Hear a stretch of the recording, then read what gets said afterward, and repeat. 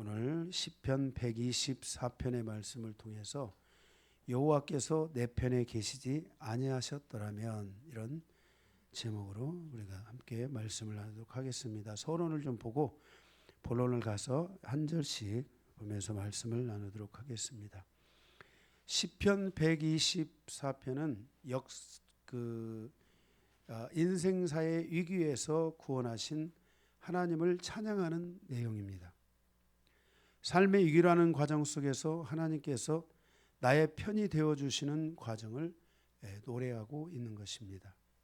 이 시편의 말씀의 계시를 통해서 반사실적 가정, 즉 하나님이 내 편에 계시지 아니하신다라면 이라는 이 말씀을 우리의 삶에 적용하여 시편 124편의 말씀을 나의 말씀으로 받고 이 삶을 통해서 하나님께 대한 나의 신앙과 기도의 집중력을 가짐으로 하나님이 나의 편이 되시기를 바라는, 하나님이 나의 편이 되어 주십시오. 모든 위기적 상황에서 하나님이 나의 편이 되어 주십시오라는 그와 같은 기도의 집중력이 또 신앙이 있어야 될 줄로 믿습니다. 만약 여호와께서 우리 편이 아니었더라면 어찌 되었을까? 이러한 과정이 1절, 2절에서 반복되고 있는 것을 보게 됩니다. 전쟁에 삼킴, 홍수로 인한 재해, 사단의 덫에 걸려 위기를 맞게 되었을 때, 그리고 나의 힘으로 그 어떤 것도 할 수 없다는 절박한 상황을 맞이하였을 때 천지를 지으신 하나님의 이름으로 도움을 받는다고 가정할 때 하나님은 반드시 나의 편에 계시도록 매일매일의 나의 삶을 하나님께 집중하는 신앙이 되어야 할 것입니다. 이번 미국 이스라엘과 이란의 전쟁의 과정에서 보니까, 제가 어젠가 그젠가 뉴스에 잠깐 보니까 모든 일반 시민들이 아이들을 포함해 가지고 그걸 무슨 시설물에 관해서, 그러니까 전기라든지 일반 우리가 전쟁 중이라도 일반인들도 전기가 있어야지 살아가잖아요. 그렇죠? 이런 시설물들을 파괴하는 것은 전쟁 범죄에 해당하는 것으로 규정되어져 있어요. 그런데 그거를 박살내고 석기시대로 돌리겠다고 이렇게 하는 이 과정에서 태극기를 들고 일반 여자들 또 아이들 할 것 없이 다 나와가지고 거기 그 노선을 폭파하지 못하도록 거기에 서 있는 거예요. 그런데 이걸 가리켜서 악이다 이렇게 지칭을 하는 거예요. 이것이 악이다. 저는 정말 이 절박함 이 속에서 정말 그들이 어떤 마음이었을까. 정말 그들은 또 알라 신을 또 믿잖아요. 알라 신을 믿는데 아브라함의 자손임에도 불구하고 그들은 알라 신을 믿습니다. 알라 신을 믿는데 알 신을 믿는다고 하죠.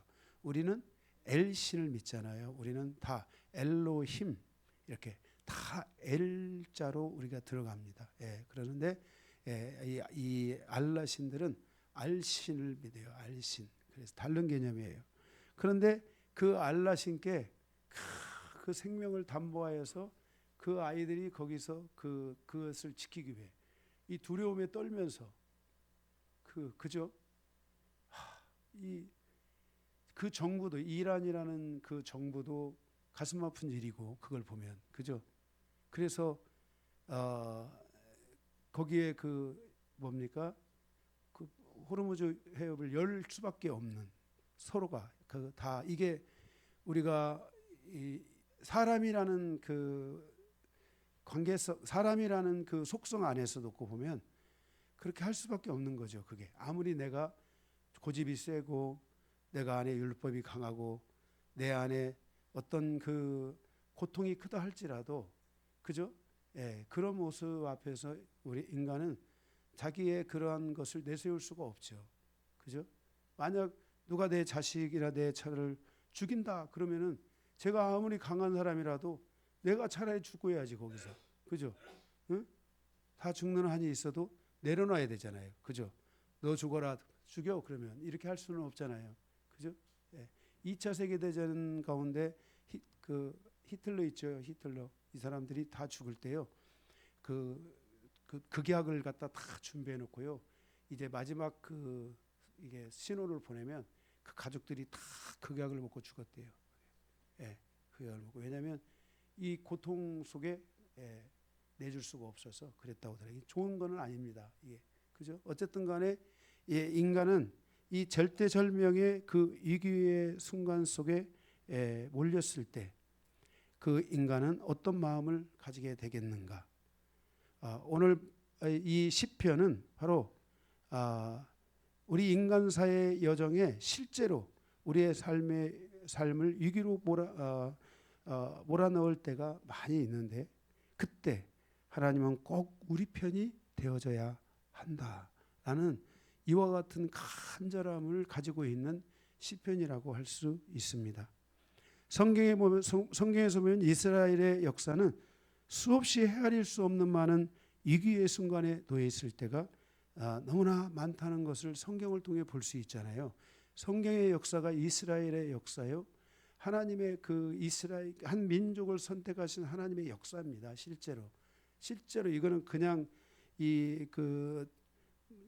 그리스도의 신화가 그런 게 아니에요. 사실적 역사적 이야기거든요. 이게. 그런데 그때 하나님이 이스라엘의 편에 계셨고 하나님이 그때 하나님을 믿는 자들의 편에 하나님이 계시다는 것을 성경을 통해 다 보여주시고 있어요. 하다못해 정말 해를 멈추게 하시잖아요. 그죠? 하나님 해를 멈추시잖아요. 이런 일들이 정말 창조주이신 하나님에게 능히 가능하고 하나님은 이런 일들을 하시고 있다는 것을 성경이 우리에게 말씀하여 주고 있습니다.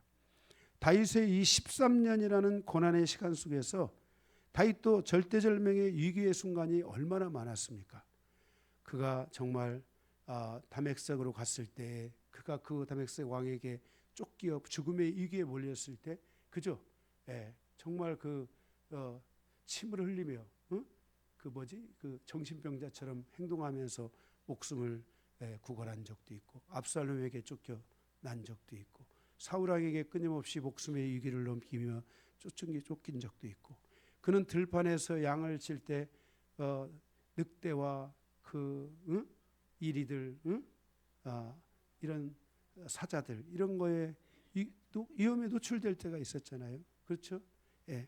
그런 다윗의 그 여정 속에서 그 절대절명의 위기 속에서 다윗은 생각한 거예요. 하나님이 만약 나의 편에 계시지 아니하였더라면 그렇게 생각을 한 거예요. 하나님이 나의 편에 그때 계셨구나라고 그가 여기서 고백하고 있는 것입니다. 지금 이스라엘 총리 네타냐후를 전쟁의 광으로 부르며 이스라엘은 승리의 노래를 부르려고 하지만 오히려 더 많은 적들을 맞이하고 있습니다. 이러한 과정은 결국 이스라엘을 위기 속으로 몰아넣게 할 것입니다. 이스라엘뿐만 아니라 미국도 지금 트럼프 대통령의 제가 앞으로 5년 10년 이 시간을 쭉 멀리 볼 때에 트럼프는 지금 매우 큰 자충수를 두고 있다. 세계적인 지도자가 해서는 안 될 일들, 안 될 말들, 안 될 모습들 웃으면서 총을 겨누고 하는 이런 게 대통령의 인사입니까? 이런 것들이 대통령의 모습입니까? 저는 지도자는 인내할 줄도 알고 참을 줄도 알고 할 말도 하지 않을 수도 있어야 되고 모든 것들을 조심해야 되는 게 저는 리더라고 생각을 합니다. 저는 그동안에 제가 전도사부터 지금까지 오면서 그 리더적인 모습을 제가 그래도 보였기 때문에 살아남은 거예요. 진짜 살아남았어요. 하고 싶은 말이 다 있어도 정말 한마디도 안 하면서 나 자신의 모습을 하나님 앞에 지켰을 때 그때 성도들이 저의 리더십을 인정했어요. 이렇게 리더라는 건 굉장히 중요한 위치에 있는 자리인데 정말 이런 걸 보면은 우리는 막 여기에서 정치적으로 조금만 모아오면 막 정치적으로 우파냐 좌파냐 무슨 그런 게 어디 있습니까? 지금 이 21세기 지금 지금 세계가 어떻게 변하는 시대인데 그런 거에 아직도 놀아나고 있고 정신 바짝 차려야 될 시대입니다. 정말 지금 저 트럼프 대통령이 막 한국도 공격을 하잖아요. 어떻게 나올지 예측할 수가 없는 그런 시간을 우리가 살아가고 있어요. 정말 만약에 정말 저 트럼프가 북한에다가 아주 고내는 순간에 그냥 그 난리야 박살 나는 거예요. 그거는 지금 이런 일이 일어나지 않도록 기도해야 돼요. 제가 그랬죠. 대한민국과 관련된 북한이든 어디든 간에 절대 전쟁이 나면 안 돼요. 그냥 통일이 안 돼도 좋아요. 주님 오시는 날까지 그대로 가면 돼. 너는 적, 우리는 아군. 이렇게 가면 되는 거야. 그냥. 네. 그렇게 가면 되는 것이지 전쟁이라는 그 역사가 다시 한번 이 한국 땅에 오지 않도록 기도해야 돼요. 정말 기도해야 됩니다. 확 한번 일어나지. 정말 이 아주 미련한 사람들이에요. 아주 이런 사람들이 제일 먼저 도망갈 거예요. 우리가 정말 이렇게 이러한 시대를 우리가 살아났는데 바로 이런 위기 속에서 계속 지금 가고 있어요. 이스라엘도 승리의 노래를 부르고 싶겠죠. 그죠? 그런데 오히려 지금 승리의 노래가 아니라 지금 세계의 모든 여론은 이 네타냐후를 향해서 전쟁의 광이다. 이렇게 부르고 있어요. 전쟁 광이다. 전쟁에 미친 사람이다. 이렇게 부르고 있어요. 전 세계가 오일 쇼크에 의해서 평화를 원하고 지금 호르무즈 해협이 열려서 빨리 지금 다시 일상의 삶으로 돌아가는 이 삶이 돼야 되잖아요. 그죠? 그런데 거기다 대고 폭탄을 터뜨려요. 말이 됩니까? 지금 여기 여행사 있잖아요. 비행기 여행사가 지금 몇백 개, 800개? 몇 개인가가 막 지금 문 닫을 상황이 와 있대요. 지금 유럽뿐만 아니라 동남아시아권까지 포함해가지고 지금 가면 사무실에 들어가자마자 전화 오면 막 무섭대요. 왜? 전부 다 여행 취소권이라는 거예요. 그 정도로 굉장한 지금 위기 속에서 사람들이 살아가고 있고 대한민국도 그런 많은 위기의식 속에 지금 살아가고 있잖아요. 그죠? 이런 때에 그 좀 휴전을 한 14일 좀 그 하면 어때요? 그잖아요. 그 다음에 좀 말 안 들으면 또 하든지 말든지 그건 알아서 해야 되지. 그렇죠? 사람이 도둑놈도 뭐라 그랬어요? 뒷문 열어놓고 쫓으라는 말이 있잖아요. 이런데 이러한 삶들을 가져가지 못하는 이러한 그 상황들이 계속해서 이스라엘을 위기 속으로 몰고 가고 있는 거예요. 정말 우리는 그래도 이스라엘에 대해서 마음이 가 있잖아요. 그렇죠? 그런데 이스라엘이 저렇게 가고 있는 거예요. 그걸 보면은 야, 이스라엘이 저렇게 미움을 받는 뒤에 언젠가는 열국이 이스라엘을 치기 위해서 진짜 오는 시간 이게 만들어지는구나. 이게 저런 될까? 어떻게 될까? 이랬는데 이번 전쟁을 보면서 이게 되겠다 하는 이 생각이 막 드는 거예요. 그러다 보니까 정말 종말의 시간이 다가가고 있구나 하는 이런 마음들이 막 있었습니다. 다윗은 자신의 인생사의 여정에서 하나님께서 자신의 편에 계시지 않았더라면 하는 이 가정법을 통해서 정말 자신의 편에 계신 그 하나님을 생각하며 오늘 하나님을 노래하고 있는 이 장면이 오늘 시편 124편이라고 할 수 있습니다.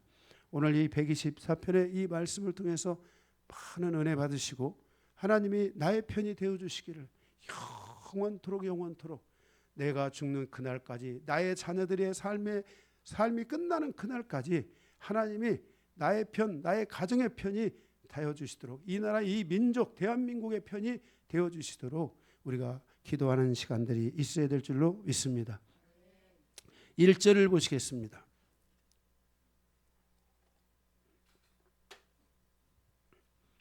이스라엘은 이제 말하기를 여호와께서 우리 편에 계시지 아니하셨더라면 우리가 어떻게 하였으랴 그랬습니다. 하나님이 내 편에 계신다. 하나님은 편재하시는 하나님. 다시 말해 뭐예요? 어디에나 계시는 하나님이죠. 누구를 향해서? 그냥 있는 거예요? 심심해서? 믿는 자들을 향해서 하나님의 백성을 향해서 하나님은 편재하시는 하나님이세요. 그리고 우리가 기도할 때, 하나님을 향하여 부르짖을 때, 하나님의 말씀을 묵상하고 있을 때 그 가운데 하나님은 임재하시는 하나님이세요. 그래서 여러분들이 집에서든지 어디서든지 항상 주의 말씀을 묵상해야 돼요. 시편 1편이 그거잖아요. 복 있는 사람은 여호와의 그죠? 응? 말씀을 주야로 묵상하는 자들아. 그죠? 그가 걸을 때나 앉아 있을 때나 누워 있을 때나 언제나 하나님의 말씀을 묵상하는 자다. 그 묵상할 때 거기에 하나님의 임재가 오는 거예요. 예, 아멘. 그 임재를 여러분들이 깊이 묵상하는 습관을 가지면은 그 시간에 하나님이 묵상하는 순간에 하나님이 쭉 그곳에 임재하여 우리를 덮으시면서 장막을 이루시는 거예요. 이게 쉐케나의 영광인 거예요. 하나님이 나에게 임재하셔서 그 안에서 하나님의 두렵고 떨리는 사랑스러운 그 하나님을 경험하는 것이죠. 여러분들에게 이러한 임재하시는 하나님의 극치, 저는 이 임재하시는 하나님의 극치를 제가 몇 차례 기도하면서 맛봐가지고 이게 알아요. 하나님이 정말 이렇게 임재하시는구나 하는 것들을 여러분들이 그래서 그 임재하시는 하나님을 늘 생각하시면서 가시기 바랍니다. 그리고 그 하나님은 내주하시는 하나님이라는 거예요. 하나님이 우리의 삶의 과정에서 이렇게 편재하시고 임재하시고 내주하시는 하나님이 우리와 함께하고 있다는 것을 기억해야 되고 이것을 확실하고 우리가 이 하나님을 향하여 기도할 수 있어야 된다는 것입니다. 만일 여호와께서 우리 편이 되지 아니하셨더라면 이라는 이 반사실적 고백을 통해서 우리가 여기서 만약 그렇지 않았더라면 이라는 이 강한 이 가정법을 통해서 우리는 과거에 우리의 위기가 얼마나 그 많이 있었습니까? 그런데 그 과거의 그 위기 속에서 하나님이 나에게 함께하지 아니하셨더라면 어떻게 됐을까? 이것은 하나님이 나와 함께하셨기 때문에 내게 은혜가 있었다라는 거예요. 그래서 바로 이 항상 우리가 기도를 할 때도 지나친 우리가 이 과거 중심의 신앙생활을 하면 안 되지만은 기도할 때 여러분들의 이 기억이 있어야 돼요. 하나님을 기억한다는 것은 하나님을 안다는 거예요. 내가 기억을 할 때 아무거나 다 기억하는 거 아니잖아요. 하나님이 나에게 역사하셨던 순간이 하나님을 내가 알아가는 시간이잖아요. 하나님을 아는 시간이잖아요. 그 시간에 대한 추억, 기억들이 나의 기도 속에 반복되는 것은 좋은 거예요. 저도 그런 것들이 저희가 삶을 살아가면서 목회를 하면서 바로 그 위기의 그 순간에 과거에 나에게 역사하셨던 하나님을 돌아보면서 나의 스스로를 더 교훈하고 하나님이 나에게 그때 이렇게 역사하신 것처럼 지금도 나의 삶에 역사하실 것을 믿고 그렇게 하면서 하나님을 더 굳건하게 의지하고 가는 이 믿음을 여러분들이 항상 가질 수 있어야 되고 돌아볼 수 있으셔야 된다 하는 거예요. 로마서 8장 31절에 만일 하나님이 우리를 위하시면 누가 우리를 대적하리요? 만약 하나님이 우리 편에 계시면 누가 우리를 대적하겠느냐 이 말이에요. 대적할 자가 없다라는 것입니다. 바로 이렇게 우리가 자주는 아니더라도 가끔씩 기도하다가 기도가 막혔다든지 정말 내가 위기 속에 있는데 나의 그 위기감이 더 크게 느껴졌을 때 그때 우리가 나의 삶에 역사하셨던 그 하나님을 돌아보면서 다시 힘을 얻을 수 있으셔야 됩니다. 아멘. 그때 바로 역사하셨던 하나님이 그 함께하심과 임재하심과 그리고 나의 마음을 붙잡아 주셨던 내주하시는 하나님의 성령 하나님의 역사를 여러분들이 거기서 다시 굳건하게 붙잡아야 돼요. 그러면 여러분들이 그 상황을 지나갈 수 있어요. 이겨낼 수 있어요. 아니 하나님의 응답을 가져올 수가 있어요. 그래서 여러분들이 이러한 삶을 여러분들이 가지셔야만 한다는 거예요. 오늘 이 시편 1절에서도 그런 거예요. 하나님이 나의 편에 계시지 아니하였더라면 하고 돌아본 거예요. 이렇게. 아멘. 그 하나님은 지금도 동일하게 역사하시는 하나님이십니다. 그때 하나님은 분명 나의 편이 되어주셨다는 것을 우리는 알고 있습니다. 여러분들이 그 하나님을 견고하게 의지하시기를 바랍니다. 2절에 보면은 사람들이 우리를 치러 일어날 때에 여호와께서 우리 편에 계시지 아니하였더라면 그랬습니다. 사람들의 공격이 있을 때 우리의 삶에 여러 가지 공격 가운데 이 사람의 공격이 굉장히 어렵습니다. 왜냐하면 사람들은요 다 똑똑해요. 다 이 머리 쓸 줄 알고요. 나보다도 둔한 사람은 한 사람도 없어요. 그리고 사람들이 머리를 어떻게 쓰냐에 따라서 아가 어 되고 어가 아 돼도 될 수 있는 거예요. 이렇게 정말 무서운 것이 사람의 공격이잖아요. 우리는 하루에도 수없이 많은 과정에서 사람들의 공격이 반복적으로 일어날 수 있습니다. 모략과 술수와 원인도 모르는 공격들도 사실 많이 존재합니다. 그때마다 우리는 하나님께 피하는 사람이 되어야 하고 기도가 최우선되는 선택이 있어야 됩니다. 그래서 사람의 지혜로가 안 되고 하나님의 지혜로 임해야 될 때가 있습니다. 제가 우리 성도들이 저에게 와서 이렇게 상담을 하는 경우들도 많이 있었어요. 이렇게 지금 미국 가 있는 유집사님도 학교에서 일어나는 많은 일들이 너무나 복잡한 일들이 많은데 그걸 자주 갖고 와서 이렇게 상담을 한 적이 있어요. 그러면 그것을 놓고 기도하면서 하나님의 지혜를 구하는 거예요. 그리고 이렇게 하시면 좋을 것 같다고 이렇게 해서 하게 되면은 가면은 또 그 문제가 다행히 잘 그렇게 했을 때 풀어지게 되고, 그리고 선생님들이 이런 거에 잘못해서 구설수에 휘말리게 되면은 막 공격 엄청 받거든요. 응? 그렇지? 응? 네, 선생님들이요 이 요즘 학부모들이요 아주 정말 아주 강력한 사람들이에요. 이 학부모들이 얼마나 센지 몰라요. 그래서 막 공격을 하는 거예요. 심지어 요즘 제가 엊그제 말 들어보니까 상담을 20분 하기로 했는데 너뚜구를 30분을 하잖아요. 그러면 왜 30분을 했느냐 이거예요. 뭐가 더 이렇게 할 얘기가 많았냐는 거예요. 그러니까 20분을 하려면 사람이 그렇잖아요. 만나서 대화하다 보면 어떻게 딱 정해놓고 20분을 합니까? 그런데 그런 것들이 다 알고 있는 거예요. 부모들이요. 모를 것 같아도 다 알고 있어요. 그러니 얼마나 선생님들이 힘들어요. 그죠? 예.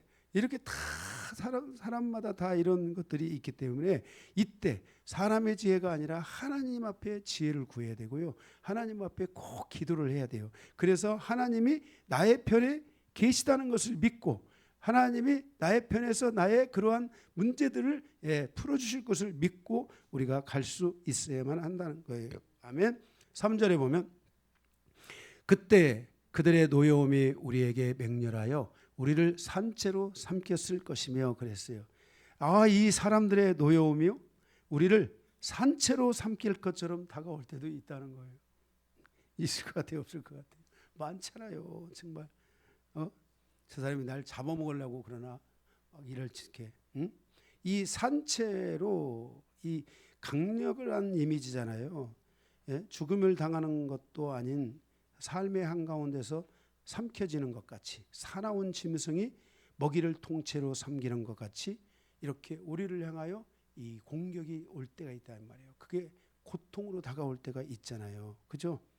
이 산채로 삼킨다라는 것은 단순한 전쟁의 패배가 아니에요. 전쟁의 패배는 그냥 죽고 상처나면 끝이잖아요. 이기면 끝이고요. 근데 그게 아니에요. 이것은 존재감 자체에 대한 소멸을 느끼게 하고 극도의 절망감에서 느끼는 고통을 의미하는 거예요. 이게 사라지지가 않는 거예요. 이게 계속 그 노여움이 나의 삶에 계속 와서 있는 거예요. 그게 이 노여움에 삼킬 것처럼 하는 노여움. 그때 하나님이 이 소멸에서 구원하셨다는 거예요. 이러한 그 노여움의 고통에서 하나님이 이 구원해 주셨다는 거예요. 다윗도 실제 그런 일들이 많잖아요. 그 누굽니까? 그 사울의 그 가족 중에 한 명이 그 다윗을 막 저주하면서 가잖아요. 시므이, 그죠? 기타 등등 얼마나 많습니까? 다윗을 향해서 이렇게 더군다나 지금 아들이 압살롬이 지금 아버지를 죽이려고 오잖아요. 우리 성지순례에서 가서 봤지만은 다윗이 참 지혜로운 것이 그 요단 건너편에 있는 이 대추야자 나무가 빽빽이 있는 거예요. 다윗의 군대는 용맹은 있는데 숫자가 많지 않아요. 그러니까 넓은 들판에서 싸우면 아무리 용맹해도 숫자를 이길 수 있어요, 없어요? 못 이기는 거예요. 그러니까 대추나무 그 밭으로 들어간 거예요. 그러니까 이제 각계전투를 해야 되잖아요, 다. 그죠? 단체로 할 수가 없고 각자가 막 협소한 곳에서 하니까. 그래서 거기에서 전쟁에서 승리를 거둔 장소, 그 대추나무 숲을 보니까 정말 이게 여기서 전투하면 진짜 개인적으로 붙으니까 싸움 잘하는 사람이 이기겠다. 그 생각이 들 정도로 그렇게 다윗이 지혜를 가지고 압살롬이 쳐들어오는 군대를 막은 그런 전례가 있잖아요. 그때 그 압살롬이 아버지를 막 죽이려고 오잖아요. 그죠? 정말 인정사정이 없는 거죠. 이러한 그 공격들이 정말 이러한 것들이 있을 때 거기서 그냥 단순히 지고 이기는 문제가 아니라 존재감 자체에 대한 소멸을 느끼고 극도의 절망감에서 큰 상처를 느낄 수가 있잖아요. 그렇죠? 그때 하나님이 그러한 상황에서 다윗을 구원하셨다는 거예요. 저도 그런 것들이 있어요. 한 두 차례 제가 이 목회 여정 속에서 저에게도 그런 것들이 두 차례가 있었는데 이게 그냥 한데 맞으면 맞고 그냥 끝나고 이런 문제가 아니고 정말 이 존재감을 갖다가 막 무너뜨리고 이 목회자라는 이 이치에 대한 그 절망감 이런 것을 느끼게 하고 하는 이런 것들이 저에게도 한 두 차례 정도가 있었는데 그래도 감사한 것 중에 하나는 이겨냈어요. 한 번은 정말 하나님이 여호와의 이름이 주시는 능력으로 다 서서 이겨냈고 정말 한 번은 기도로 이겨냈어요. 기도가 아니었다면 할 수가 없었어요. 저는 그때 그것이 하나님이 내 편에 나의 편이 되어주셨다는 것을 저는 그것을 지금 너무너무나 감사하고 있고 다윗의 이 마음이 저도 조금은 이해가 됐어요. 이때 이러한 상황에서 하나님이 내 편이 되어주셨구나. 내 편이 되어주셨구나. 제가 저 옛날에 그 김봉찬 집사님 다리 공사할 때 그 사장인 가는 사람 그 때문에 얼마나 기도했는지 몰라요. 왜냐하면 그 먼지가 기계에 들어갔는데 그 기계 하나가 뭐 몇 억짜리라고 막 이러면서 오는데 야 진짜 이 무서운 사람이다. 어떻게 그 먼지가 거기까지 들어가가지고 그거를 망치고 뭐하고 막 했는데 그 사람이 준 샴푸 갖다가 우리 또 많이 써먹었잖아요. 시원해가지고 기도의 싹시예요. 그 샴푸가 우리가 정말 기도 많이 했더니 하나님께서 머리 시원하게 하라고 그거는 쓰면은 머리가 시원해요. 머리가 시원해가지고 뭐 발암 물질이 좀 있다는데 우리가 뭐 그거 신경 안 쓰고 그냥 시원해서 좋았어요. 지금은 내가 누구라고는 안 하지만 지금도 그걸 갖다 쓰시고 있는 분이 있어요. 만병통치래요. 모든 가려운 거에 다 낫게 하신다고 지금도 쓰시는 분이 있어요. 우리 아내도 쓰는 것 같더라고요. 제가 보니까 그게 있는 것 같아요. 정말 그때 우리 기도에 대한 그 응답으로 하나님이 그 샴푸 주신 거예요. 그러면 잘 됐으면 좋겠어요.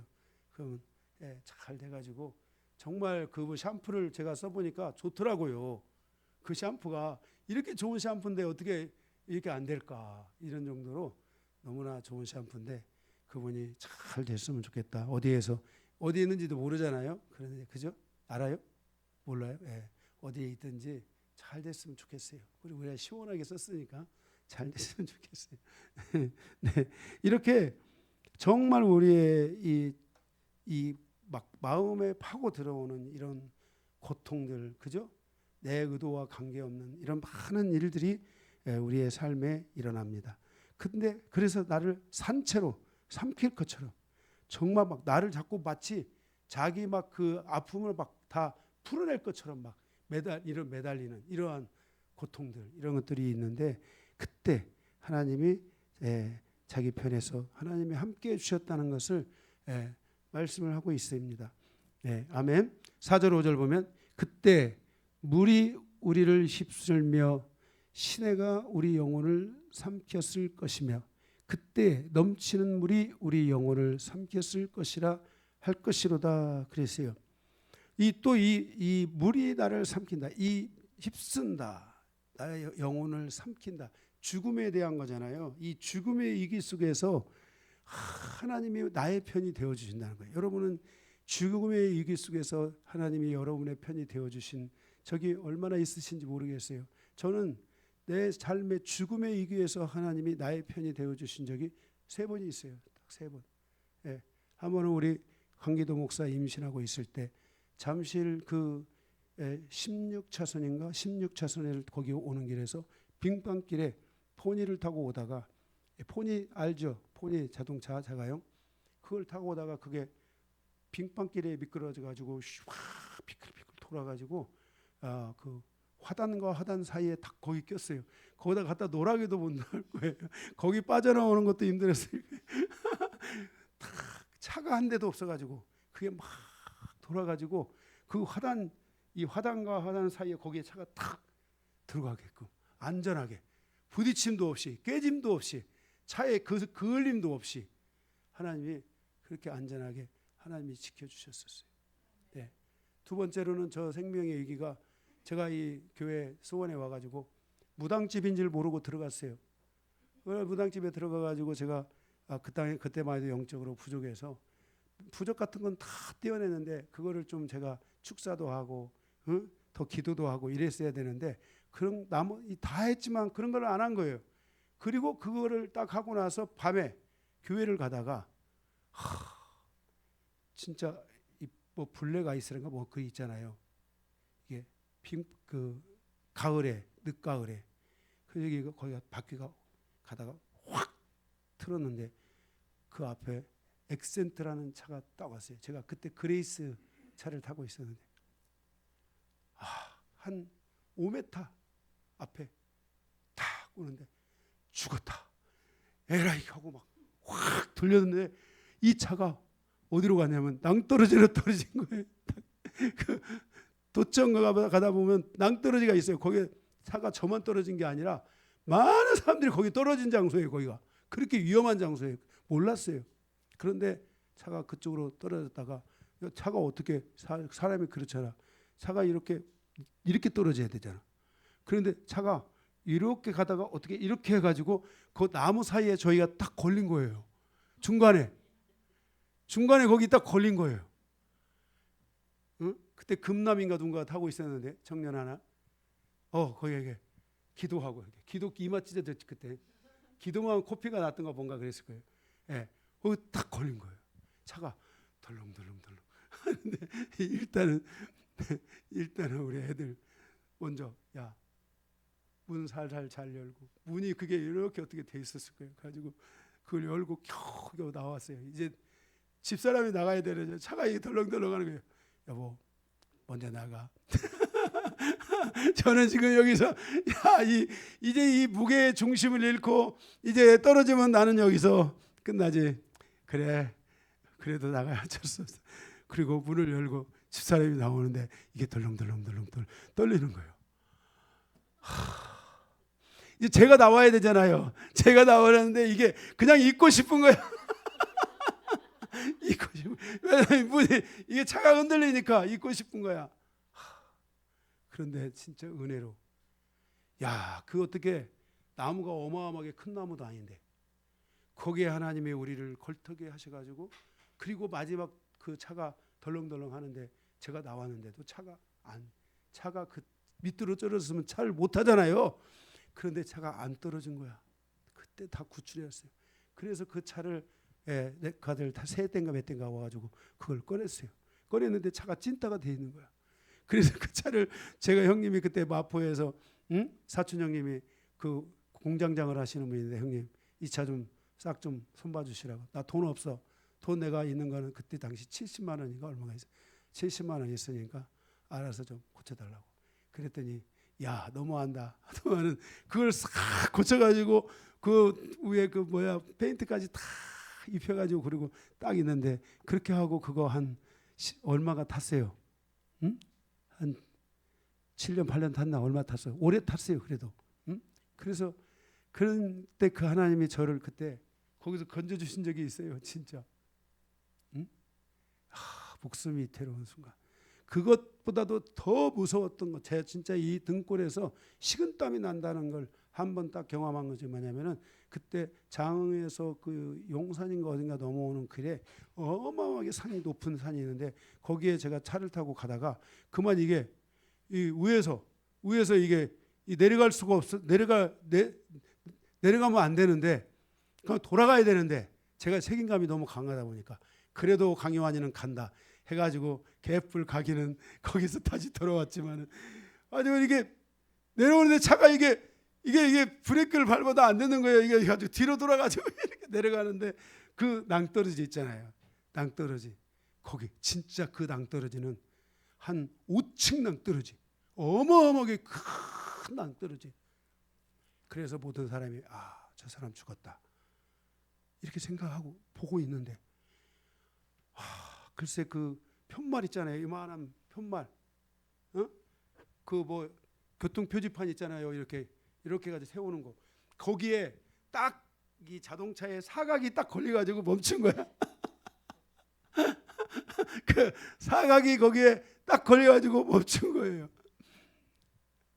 정말 당신은 운도 좋다고 어떻게 걸려도 거기에 걸려서 사냐고 사람들이 그럴 정도로. 그런데 제가 그렇게 하고 나서 많은 사람들이 도와줘 가지고 차를 겨우 그 한쪽으로 내렸어요. 왜냐하면 또 무슨 일이 있을지 모르니까. 내렸는데 진짜 제가 차에 앉아가지고 있는데 얼굴이 백지차처럼 하얗고 제가 여기 등골에서 이게 뭐가 쭉 흘러내길래 제가 손으로 이것을 탁 만졌더니 뭐가 진하더라고요. 냄새 맡더니 거기서 막 그 등골 막 썩은 냄새가 확 나더라고요. 제가 그 처음 느꼈어요. 그때 정말 하나님께서 저를 이렇게 구해 주셨어요. 3번이나. 그때 하나님이 저의 편이 되어 주셨던 거예요. 저는 이 말씀을 보면서 만약 그때 하나님이 나에게 나의 편이 되어 주시지 않았다면, 여러분 주의 종이라 할지라도 얼마나 많은 사람이 사고로 죽고 얼마나 많은 사람이 목숨을 잃고 병으로 죽고 많은 사람이 생명을 잃습니까? 그죠?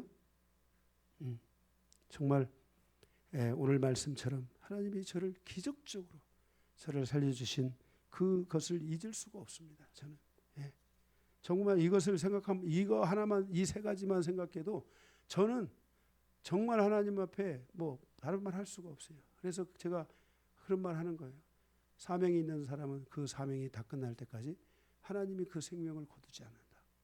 여러분들도 하나님이 나에게 주신 사명이 뭔가를 항상 갖고 그걸 놓고 기도하면서 살아가야 돼요. 그 사명이 있는 사람들은 안 죽는 거예요. 응? 우리 방상덕 집사님이 지난번에 허리를 다 못 쓰고 힘들어하는데 하나님 앞에 울면서 기도했대요. 하나님, 나는 우리 영광교회 11조 하는 사람이 되게 해주세요. 우리 영광교회 11조 하는 사람이 되게 해주세요. 내가 비록 얼마 안 되지만 영광교회를 위해서 내가 작은 자이지만 쓰임받고 가게 해달라고 그 기도를 하셨다는 거예요. 그리고 하나님이 지금 치료해 주셔가지고 1년은 지금 거뜬하게 이제 가시는 거예요. 지금 이제 다음 시험 볼 때까지. 그리고 하나님이 지금 아침 저녁으로 다 필요한 만큼만 일할 수 있도록 하나님이 또 이렇게 좋은 데도 열어주시고, 정말 하나님의 이 일하심을 보면, 그러니까 우리가 항상 기억해야 돼요. 정말 나에게 하나님이 주신 사명이 뭔가. 이 사명 다하는 날까지 내가 주와 함께 살아가리. 아멘. 주님은 나를 또 인도하시리 하는 여러분들이 그런 믿음을 가지고 가야 될 줄로 믿습니다. 이렇게 하나님은 위기 속에서, 생명의 위기 속에서도 하나님이 우리를 건져주신다는 거예요. 그죠? 건져주신다는 거예요. 그래서 정말 여러분들의 삶에 이런 이 물에 이 휩쓸려 내 생명이 언제 삼켜질지 모르잖아요. 작년인가요? 그럴 때 있잖아요. 그 아파트에서 물이 그 지하로 들어오는데 거기에 어머니가 거기에 그 차 때문에 갔어요. 그 아들이 가가지고 어머니를 구해주고 이 자식은 물에서 죽었어요. 그런 격도 있잖아요. 우리의 삶이 이렇게 생명이 언제 어떤 상황에서 위기가 올지 모르잖아요. 그런데 그때마다 하나님께서 우리를 내 편이 되어주시고 나를 지켜주시고 인도해 주신다는 이것을 여러분들이 기억하면서 여러분들이 항상 범사에 하나님은 나와 함께 하시고 내 편이 되시며 나를 인도하시고 나의 도움이 되십니다 하는 이러한 기도를 여러분들이 끊임없이 하고 사셔야 돼요. 중요한 거예요. 다윗처럼 그렇게 살아야 돼요. 아멘. 6절입니다. 우리를 내주어 그들의 이에 씹히지 아니하게 하신 여호와를 찬송할지어다. 우리의 영혼이 사냥꾼의 올무에서 벗어나 새같이 되었나니 올무가 끊어짐으로 우리가 벗어났도다 그랬어요. 우리 인생사의 모든 위기 속에서 하나님은 우리의 생명을 내주지 않으셨다는 거예요. 다윗의 생명을 내주시지 않았다는 거예요. 여러분의 생명을 주관하시는 분이 하나님이신 거 믿으십니까? 하나님이 여러분의 생명을 이끌고 있는 거 믿으십니까? 내가 살고 죽음이 하나님께 있다는 거 믿으십니까? 그런데 특별히 거기에 올무가 있었다는 거예요. 올무. 이 올무는 이 올무에서 하나님이 나를 건져주실 때, 이 사단의 이 공격에서 나를 이렇게 건져주실 때 바로 이러한 과정이 우리 신앙생활에 새로운 전환점이 되게 한다는 거예요. 그래서 하나님을 진심으로 찬양하게 되고 그 과정에서 복되신 하나님을 찬양하며 하나님은 찬양받으실 분이라는 것을 내 마음으로부터 고백하면서 하나님과의 긴 생명의 관계 안에 들어가게 된다는 것이에요. 그래서 6절 하반절에 보니까 그들의 이에 우리가 씹히지 않게 하셨도다 그랬어요. 사단의 올무에 걸리지 않게 하나님께서 보호하여 주셨다고 그렇게 말씀하고 있는 거예요. 여러분, 하나님께서 여러분을 사단의 올무에서 건져주실 것을 믿으십니까? 믿으셔야 돼요. 하나님의 영광을 가리지 않게 하나님께서 그들을 보호하여 지켜주신다는 거예요. 내가 죽으면 얼마나 하나님의 영광이 가리겠어요. 내가 이렇게 잘못해서 죽었다. 얼마나 하나님의 영광이 가리겠어요. 그죠? 예? 한 친구 목사 하나는 자동차를 빠꾸하다가 아들이 치여서 죽었어요. 그래서 이 목사는 목회를 그만두고 문방구 하는데 지금도 계속 문방구 하고 있는지 모르겠어요. 응? 얼마나 간증이 안 됩니까? 그렇죠? 아픈 일이잖아요. 우리는 모든 일에서 하나님이 우리를 보호하시고 지켜주셔서 정말 하나님께 간증이 돼야 돼요. 하나님의 영광을 가리지 않아야 돼요. 나의 삶이 살아있는 것만으로도 간증이 돼야 되고 내가 믿음 안에 살아가는 것만으로도 다른 사람이 볼 때 간증이 돼야 돼요. 저렇게 하나님 믿고 살아가니까 하나님이 이렇게 역사해 주시는구나. 응? 너가 살아있는 것만으로도 나는 하나님이 정말 너와 함께 하시는 거 믿는다. 하나님 살아계신 거 믿는다. 이렇게 말할 수 있는 이런 신앙의 여정을 우리가 만들어 가야 되고 이런 신앙이 여러분에게 열려질 수 있으셔야 돼요. 네. 하나님과의 이러한 관계가 나에게 얼마나 있는지 돌아봐야 돼요. 7절에 보니까 사냥꾼의 올무에서 벗어난 새같이 되게 하신다는 거예요. 벗어났도다 그랬어요. 사단의 덫으로부터 벗어났다는 거예요. 사단의 덫으로부터 완전히 우리는 벗어나야 합니다. 인간사의 결정적인 순간에 누가 역사하고 있는가 한번 생각해 보세요. 내 인생의 결정적인 순간에 누가 역사하고 있는가? 하나님이 역사하고 있는가? 사단이 역사하고 있는가? 만약 사단이 나의 인생의 결정적인 순간에 역사하고 있다면 올무, 즉 사단의 덫에서 우리는 완전히 벗어나야 돼요. 우리 인생은 결정적인 순간에 누가 나타나야 돼요? 하나님이 나타나시고 하나님이 보살펴 주시고 하나님이 인도하시고 하나님이 피할 길을 주시고 하나님이 승리를 주시는 이런 은혜가 있으셔야 돼요. 그런데 이 올무가 나를 그래서 그 결정적인 순간에는 이 사단의 올무로 인하여서 사단이 나에게 개입한다는 거예요. 그래서 역사를 이루지 못하게 한다는 거예요. 예. 그래서 여기서 완전히 벗어나야 돼요. 할렐루야. 예? 이런 것들이 나에게 반복적으로 계속해서 일어나고 있다면 그분은 분명히 이 올무에서 벗어나야 돼요. 그러면 주목할 것은 뭡니까? 여기 오늘 말씀에 뭐라 했어요? 올무가 끊어짐으로 그랬어요. 올무가 있었는데 올무가 어떻게 됐어요? 끊어졌다 이렇게 말씀하고 있어요. 올무가 끊어짐으로 우리가 벗어났도다라고 말씀을 하고 있는 것이에요. 예. 이것은 이미 완성된 사건을 나타내는데 이게 여기 원어적으로 보면 완료형이에요. 예? 이 완료형 히브리어 이 법에 보면 이것은 올무가 끊어진 사건은 완료형이라는 거예요. 이걸 여러분들이 꼭 기억해야 돼요. 그러니까 구원은 진행형이 아니라 이미 이루어진 사실이라는 거예요. 내 올무가 끊어질 것이다가 아니라 끊어졌다라는 것을 오늘 주님이 말씀하고 있어요. 이 사실을 믿음으로 가져올 수 있어야만 한다는 것이에요. 십자가의 사건이 나의 사건이 되는 능력과 은혜가 나에게 다가와야 한다는 거예요. 다 이루었다라는 말이 믿어지고 확신되어지고 나의 올무를 끊어내는 능력이라는 것을 믿어야 돼요.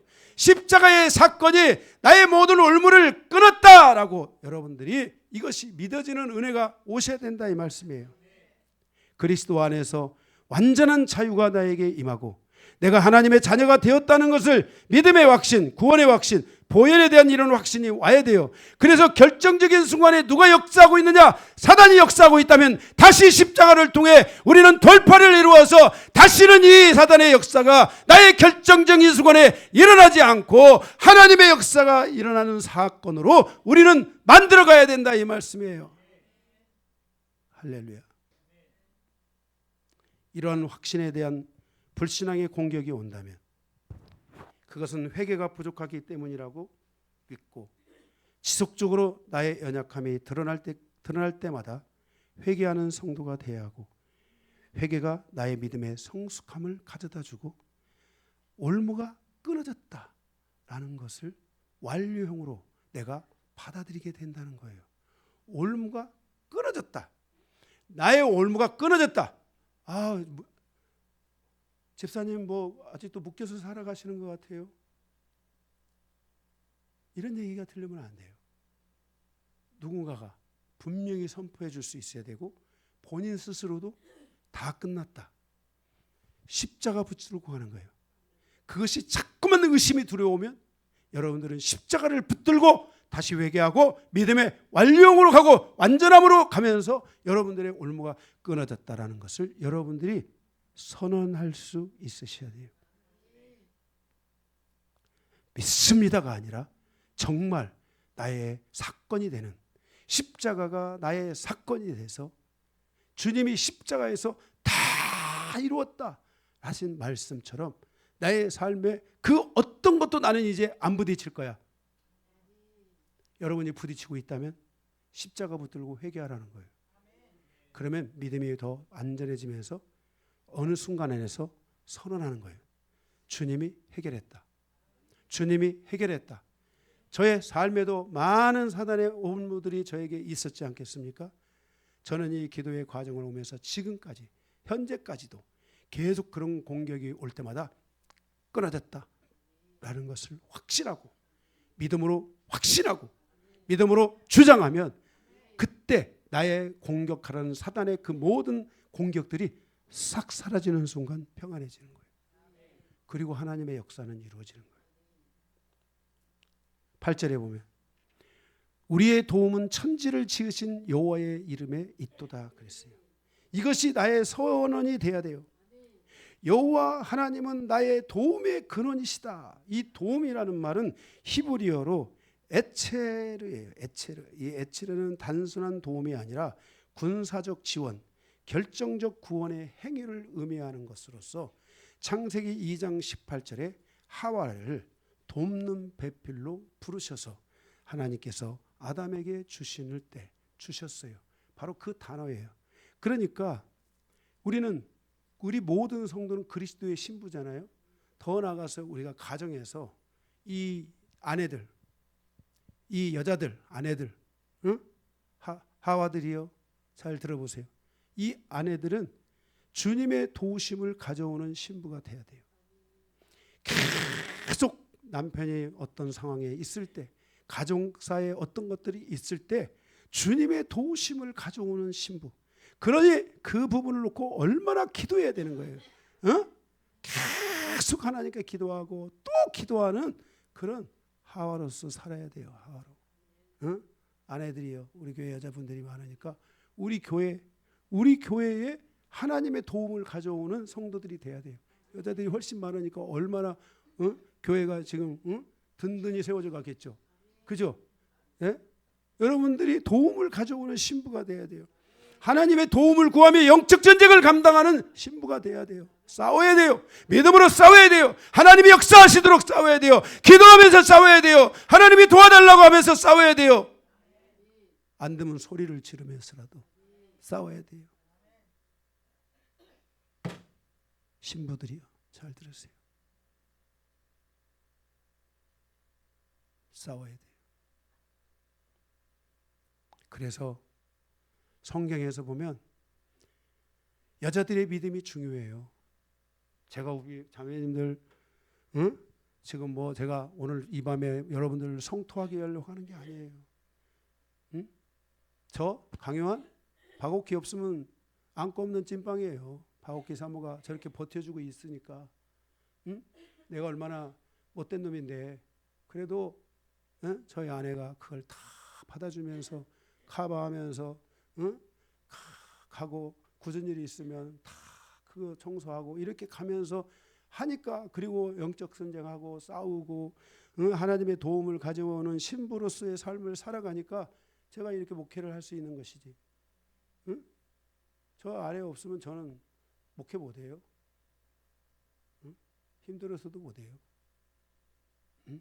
하나님의 도우심을 전력으로 함께 싸우시는 그 구원을 위한 기도의 삶, 이 기도의 행동, 이 행동하는 신부가 돼야 돼요. 하나님 앞에 그 부분을 놓고 하나님 앞에 맨날 그냥 바가지 긁고 이럴까 할 거 이런 거 하지 마시고, 그렇다고 형제들이 자매들을 너무 무시하고 함부로 하지 마세요. 자기가 무슨 뭐 권한이 있다고 무시합니까? 부부라는 것은 이혼하면 남이 돼버리는 거예요. 예? 그 순간 다 힘들어져요. 그래도 하나님이 나에게 아내로 주신 사람이, 남편으로 주신 사람이 최고라고 믿고, 그걸 기도로서 풀어가고 영적 싸움으로서 필요가고, 하나님의 도움을 가져오는 신부가 돼야 돼요. 하나님을 가져오는 신부가 돼야 돼요. 하나님을 가져오는 신부, 하나님을 우리 가정 사이에 모시고 오는 신부가 돼야 돼요. 그래서 여러분들이 나는 그러한 신부로 살아가고 있는가? 그냥 지옥 가든지 말든지 알아서 하세요 하고 내팽개치고, 이런 사람들은 귀신이 있어서 그런가? 그렇게 살면 안 돼요. 한 영혼을 구원하고자 하는, 정말 그 하나님의 도움을 가정으로 가져오고자 하는 그러한 신부가 되도록 계속해서 싸우고 행동하는 신부가 되어야 됩니다.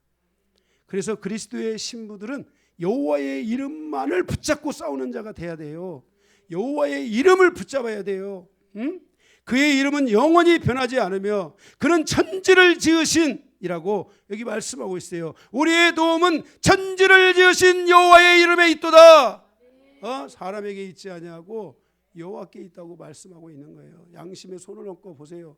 나의 도움이 내 남편에게 있는지, 정말 나의 도움이 나의 하나님께 있는지, 우리가 정말 하나님 앞에 이 부분을 깊이 깨닫고, 이 하나님의 이 은혜가, 우리를 향하여 천지를 지으신 그 하나님의 은혜, 천지를 지었어요.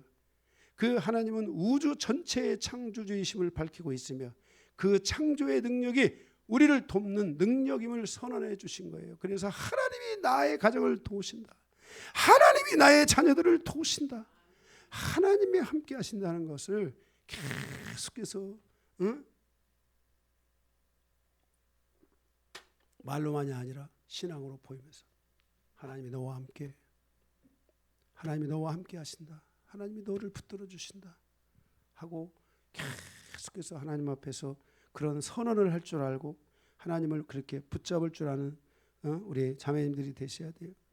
히브리서 13장 6절에 보면, 물론 우리 다 신랑들도 다시 그리스도의 신부잖아요. 주님의 신부답게 우리가 이렇게 영적으로 정말 하나님의 도움을 가져오는 그런 그리스도의 신부로 살아가야 될 줄 믿습니다. 히브리서 13장 6절에 보면, 주는 나를 돕는 이시니 내가 무서워하지 아니하겠노라 그랬어요. 하나님의 도우심은 인간이 의식하기 이전부터 이미 존재하고 있고 또 시작된 것이라는 것을 알아야 돼요. 그래서 하나님의 도움은 우리의 간구보다도 앞서며 하나님의 선제적 행동이에요. 그러니까 하나님이 이미 시작했고 하나님이 이미 그렇게 하기로 마음 먹으셨고 이미 나의 기도보다도 더 빠르게 하나님이 도우심이 있기 때문에 우리는 그 하나님의 손을 잡고 우리의 삶으로 가져오면 되는 거예요. 그 하나님이 나의 삶에 존재하도록 하시면 되는 거예요. 믿으십니까 여러분? 정말 여러분들이 이걸 믿으신다면 여러분들이 하나님을 여러분들이 오늘 꼭 기억하고 그 하나님이 여러분의 편이 되어주시기를 소망합니다. 그래서 이 하나님이 내 안에 선제적으로 계신 이 하나님을 선언하면서 하나님이 당신을 도우실 거야 라고 여러분들이 선포해 주시기 바랍니다. 하나님이 당신을 함께 해주시니까 나는 믿습니다 라고 선언해 줄 수 있어야 돼요. 자, 옆에 있는 분들에게 합시다. 하나님이 당신을 도우십니다. 하나님이 당신과 함께 하십니다. 응? 네. 자, 남에게만 열정으로 하지 말고 제일 가까이 있는 부부, 가까이 있는 이웃끼리 다시 한번 합시다. 눈을 마주보면서 하나님이 당신을 도우십니다. 바고키 씨. 바고키 씨 나를 보라고요. 나를 보라고. 예? 왜 남하고만 하려고 그래? 응? 다시 한번 하겠습니다. 예, 바고키 씨 때문에 다시 해야 될 것 같아요. 자, 하나님이 당신을 도우십니다. 할렐루야. 아들하고만 하지 말고 나하고 해야지. 도우신다고. 나도 얼마나 지금 하나님의 도우심이 필요한데. 그죠? 말씀을 마치겠습니다. 네.